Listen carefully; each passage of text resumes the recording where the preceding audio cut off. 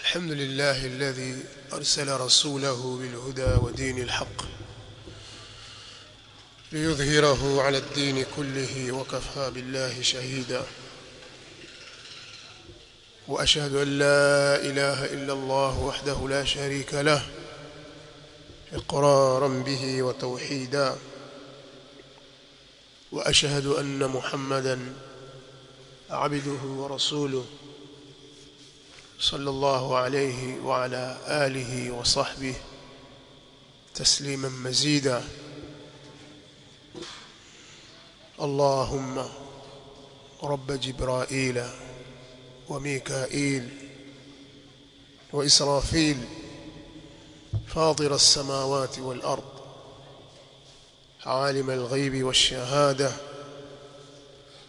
أنت تحكم بين عبادك فيما كانوا فيه يختلفون اهدنا لما اختلف فيه من الحق إنك تهدي من تشاء إلى صراط مستقيم ربنا أعنا ولا تعن علينا وانصرنا ولا تنصر علينا وامكر لنا ولا تمكر علينا واهدنا ويسر الهدى إلينا وانصرنا على من بغى علينا اللهم اجعلنا لك ذاكرين شاكرين طائعين إليك مخبتين منيبين اللهم تقبل توبتنا واغسل حوبتنا وأجب دعوتنا وثبت حجتنا واهد قلوبنا واسلل سخيمة قلوبنا أما بعد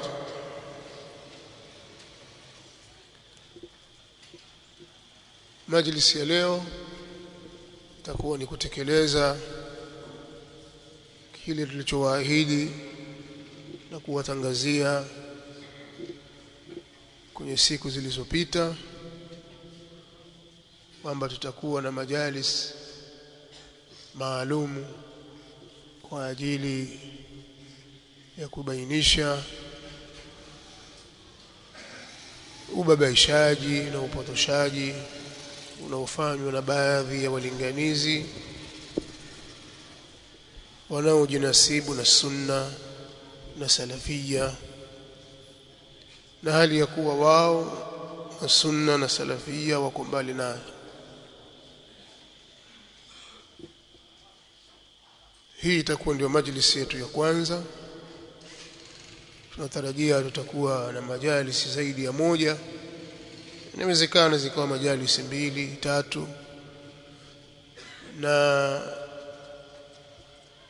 itakapolazimu kurifuka zaidi ya hapo insha Allah tutaarifiana na tutapanga wakati.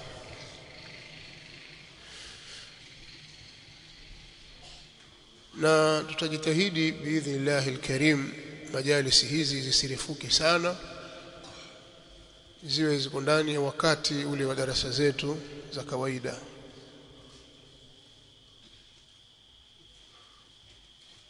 Kwa hiyo katika usiku huu wa leo, sijajua ni tarehe 30 au mosi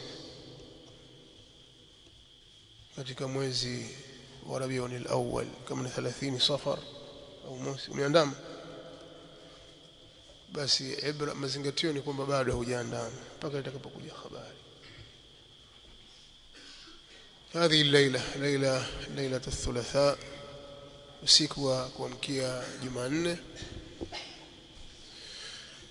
tarehe hii ya 30 katika mwezi wa Safar mwaka wa 46 wa 400 baada al-1000 min al-hijra an-nabawiyya, ambayo itakuwa unalingana na usiku wa tarehe 3 ya mwezi wa 9 mwaka wa 2024 miladia. Katika meza yetu leo tutakuwa na maudhui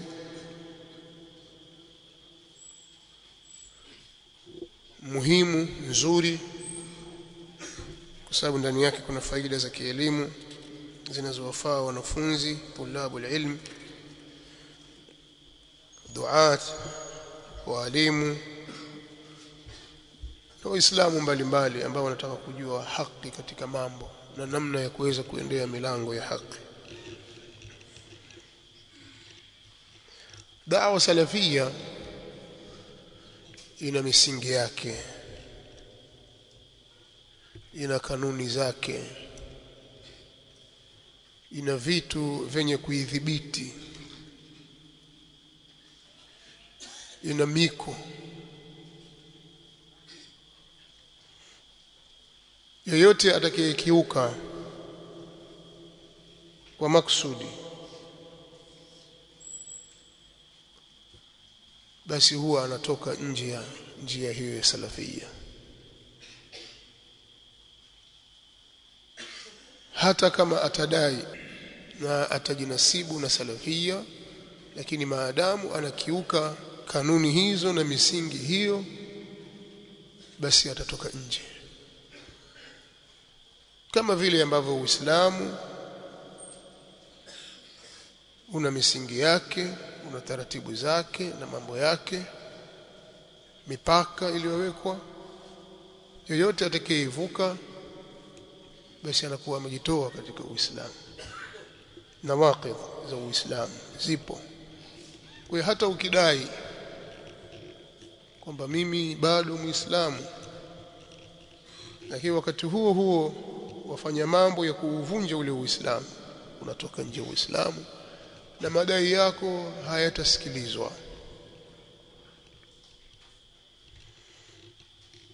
Cha kufanya ni wewe kile ulichokiharibu ukitengeneze, urudi katika mstari kwa taratibu zake zilizowekwa, na sio kutafuta huruma za watu, kutafuta msaada kutoka kwa hawa na wale ili wakunusuru, bila ya kurekebisha ulichokiharibu. Kwa hiyo hivyo kila kinachofungamana na Uislamu nacho kina taratibu kama hizo. Alislamu ni dini rahma. Uislamu ni dini ya rahma, lakini ina taratibu zake, takiwi kuzikiuka.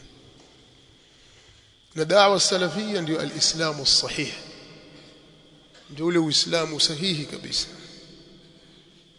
Atakaye khalif atakuwa mikhalifu ule Uislamu sahihi aliyokuja nao Mtume sallallahu alaihi wasallam, Uislamu waliobeba masahaba wa Mtume sallallahu alaihi wasallam, wakaueneza katika ulimwengu, wakausomesha, wakaupigania, ukaenea. Wakaja tabi'in wakaupokea Uislamu huo, wakaueneza, wakaufundisha kwa juhudi kubwa kabisa. Hivyo kizazi baada ya kizazi,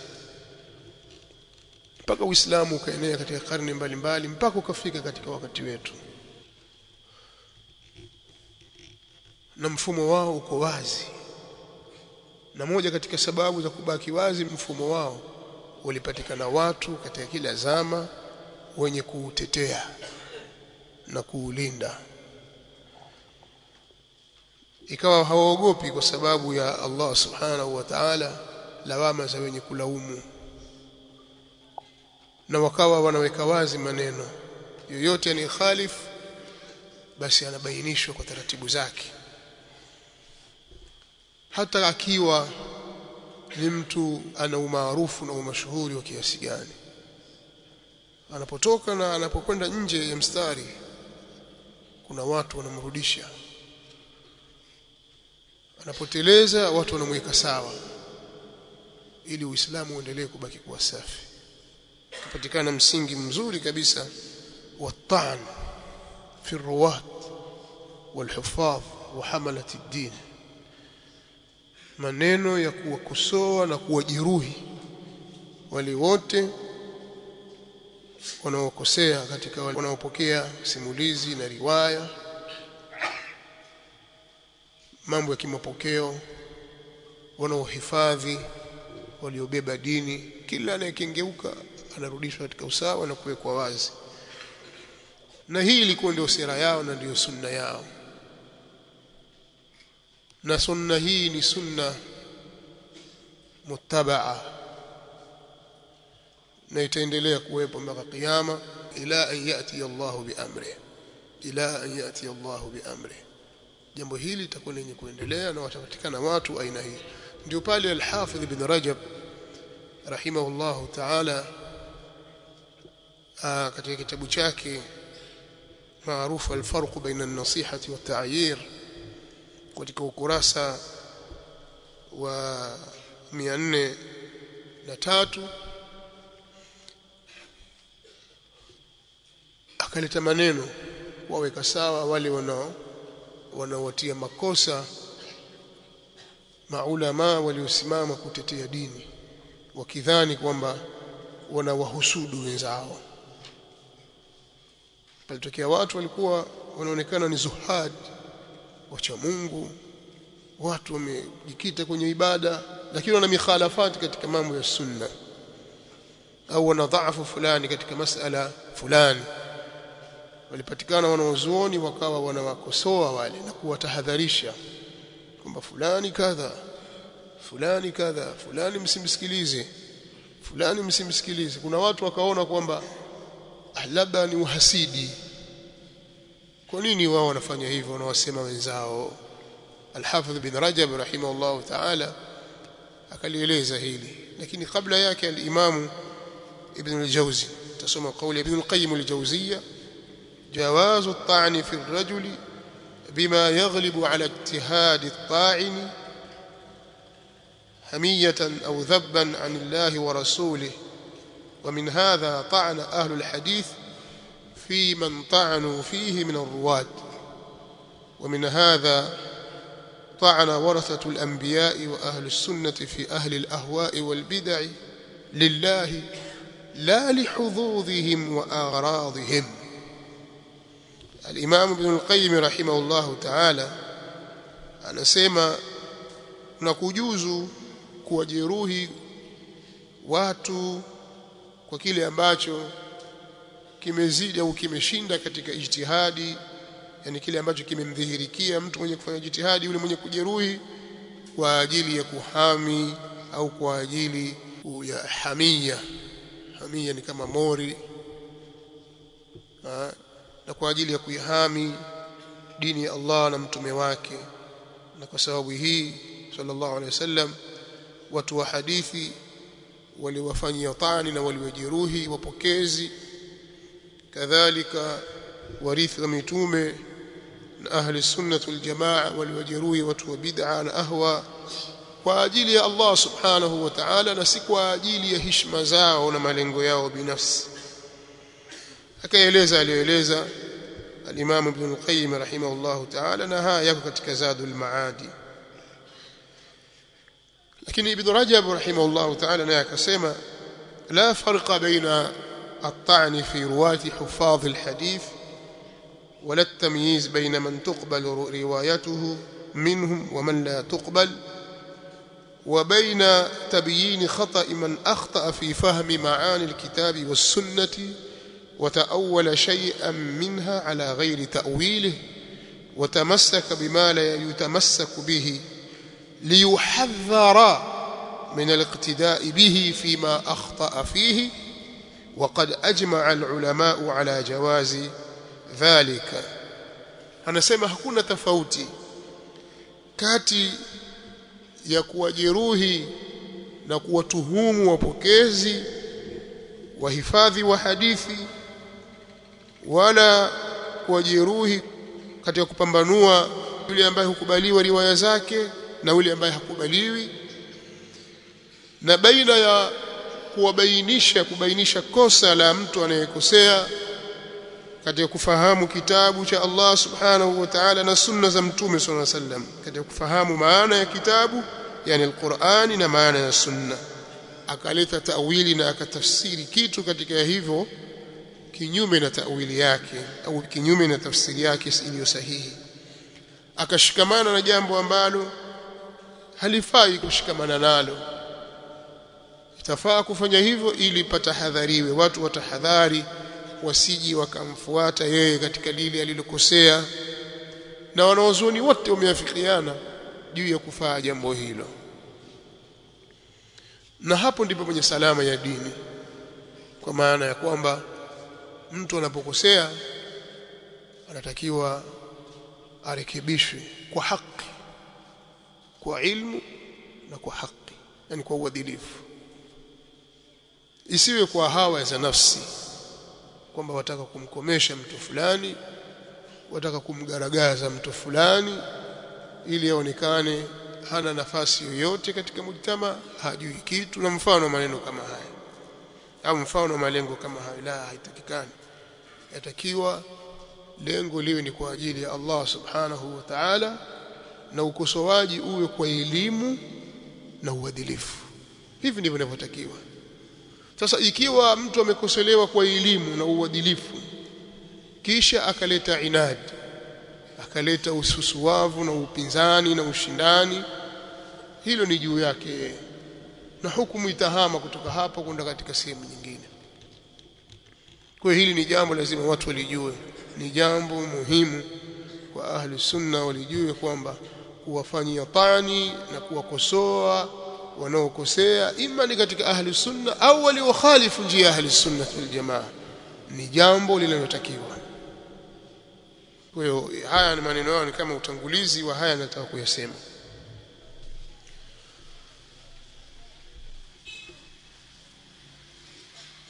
Siku chache zilizopita nilizungumza hapa, kuzungumza na kumkosoa mtu mmoja akiitwa Dr. Islam. Dr. Islam alizungumza maneno ambayo ni kinyume na msingi wa ahli sunna wal jamaa, na maneno yale kama yataachwa basi watu wataona kwamba ni sawa, lakini ndani yake kuna uharibifu mkubwa sana, kwa sababu si sawa. Ndani yake kuna uharibifu mkubwa, kwa sababu mlango huo ukifunguka basi soko la watu wa bid'a litapata nguvu, kwa sababu tukifungua mlango ya kwamba yafaa kuchukua elimu au kusoma na kumsikiliza yoyote, na watu wakafahamu hivyo, wakaelewa hivyo, basi watasikilizwa wasiofaa kusikilizwa, na watu watasoma kwa watu wasiofaa kusomesha, na upotevu utapatikana. Hivi sasa baadhi ya watu wajua kwamba hilo ni jambo lisilofaa, lakini bado wafanya. Je, wakiambiwa kwamba yafaa na wakahalalishiwa hilo, uharibifu wake utakuwa ni mkubwa sana. Sasa tulipozungumza maneno haya, akajitokeza tena yeye. Sisi tulizungumza muhadhara mmoja, yeye akakaa akajifungia, akaandika, akatoa makala yake, lakini makala akaandika kwa lugha ya Kiarabu. Muhadhara tuliojibu ambao una maneno yake yasiyo ya sawa, ameuzungumza Kiswahili hapa Tanga. Pana msikiti pale mpya wa taasisi ya Ansar mahizbi wale, hapa maeneo ya Duga Mwembeni hapa, inaitwa Masjid al-Ghuraba. Alizungumza pale kwa Kiswahili, akaulizwa maswali Kiswahili, akajibu Kiswahili, sisi tukamkosoa Kiswahili, yeye akajifungia akaandika Kiarabu.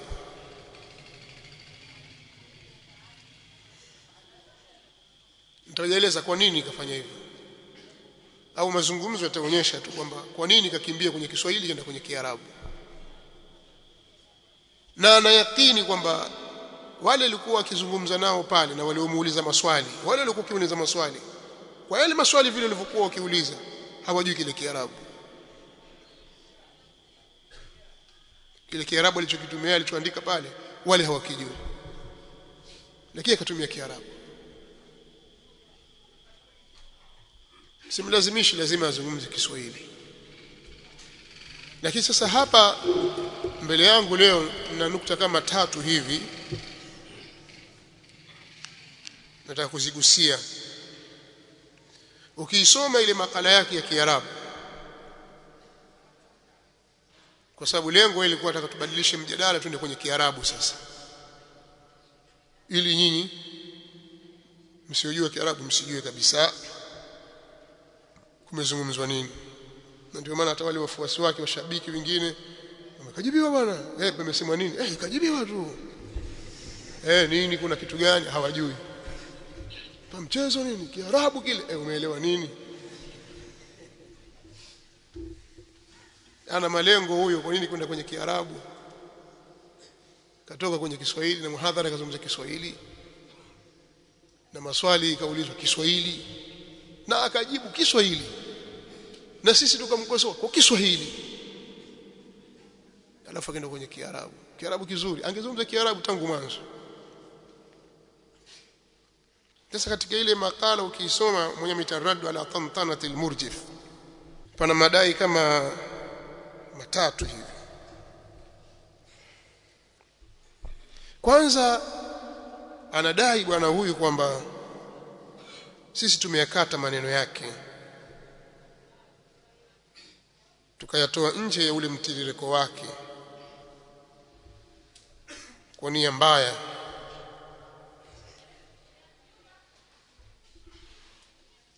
Nia yetu ilikuwa ni nia mbaya kama anavyosema, na kutaka kumtia kasoro na kutaka kumwangusha kwa sababu ya chuki, uadui, bughdha, husda.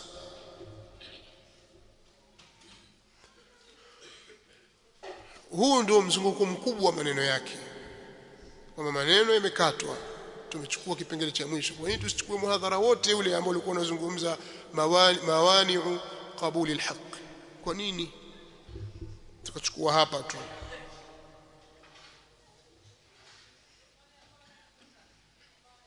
Katika aliyozungumza katika makala yake ile, moja ni hilo. Lakini la pili, katika alilodhihirisha katika makala, amedai kwamba yeye hajaruhusu watu kwenda kuchukua elimu kwa watu wa bid'ah, kwenda kuchukua elimu kutoka kwa shetani, yani kusikiliza au kwenda kusoma kwa mtu wa bid'ah au shetani au nani. Sisi tumemzulia hapo. Yeye alichokizungumza yeye ni kufaa suala la kukubali haki popote itakapotoka, hata kama yatoka kwa sheitan, kwa sababu ndio maudhui yake tangu mwanzo mpaka mwisho. Katika muhadhara wake anazungumzia mawani'u qabuli alhaq. Kwa hiyo anachokizungumzia yeye ni kufaa kuikubali haki kutoka mahali popote, na huo ndio msimamo wa wanawazuoni, msimamo wa maulama wa zamani na wa sasa. Wala yeye hajasema kwamba yafaa kwenda kusoma kwa watu fulani, watu waovu, watu wa bid'a. Hajasema hivyo. Sisi tumemzulia.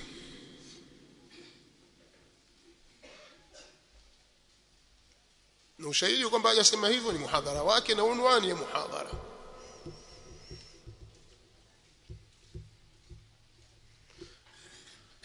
Lakini pia katika aliyoyaleta pale ni kwamba jambo la 3 hilo, zile kauli nilizozitaja za wanawazuoni, kuna kauli za wanawazuoni nilizitaja kuna kauli ya Sheikh Salih Al-Fawzani hafidhahullah ta'ala inayotahadharisha au inaelezea kuhusu mazingatio ya kisa cha Abu Huraira radhiyallahu anhu kwamba hayako katika kuchukua kwake ilmu kutoka kwa shetani, bali mazingatio yako katika ikrari ya Mtume sallallahu alaihi wasallam. Akaeleza maneno yake kwamba hana faida yoyote, kwa sababu huo ndio msimamo wake yeye. Pia maneno ya Sheikh Muhammad bin Salih Al-Uthaymeen rahimahullah ta'ala ambayo sisi tuliyataja, akayakosoa yale na kusema kwamba haya hayana faida yoyote.